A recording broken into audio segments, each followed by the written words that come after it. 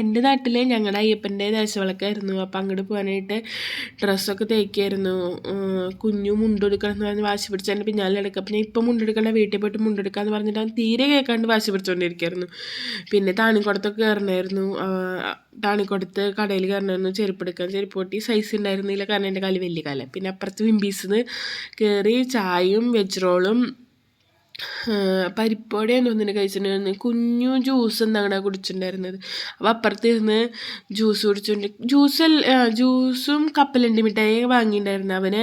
എന്നിട്ട് കപ്പലണ്ടി മിഠായി എടുത്തിട്ട് മറ്റേ റൗണ്ടായിട്ടുള്ള കപ്പലണ്ടി മിഠായി ഇല്ലേ, അത് എന്നിട്ട് കഴിച്ചില്ല. അപ്പോൾ ചേട്ടൻ ചീത്ത പറഞ്ഞു, എന്തിനാ കഴിക്കാത്ത സാധനം എടുത്തതെന്നൊക്കെ ചേട്ടൻ ചീത്ത കേട്ടു. ചേട്ടൻ എന്നെ ട്രോളായിരുന്നു കേട്ടിരുന്നിട്ട്. എന്നെ പുറത്തുനിന്ന് ട്രോളാൻ വേറെ ആളൊന്നും വേണ്ട, ചേട്ടൻ മതി. പിന്നെ ഞങ്ങൾ അമ്പലത്തിൽ കയറി തൊഴുതു, ദേശവിളക്ക് കണ്ടു, കുറച്ച് നേരം അവിടെ നിന്നു. അധികം നേരം നിന്നില്ല, കാരണം കുഞ്ഞുന് പനിക്കണ കാരണം മഞ്ഞുണ്ടായിരുന്നു വന്നിട്ട്. എൻ്റെ വീടിൻ്റെ ഏരിയൊക്കെ നല്ല തണവുള്ള ഏരിയ, അത് കാരണം മഞ്ഞ് അവനധികം പറ്റാത്ത കാരണം ഞാൻ വേഗം വീട്ടിലേക്ക് തന്നെ പോന്നു.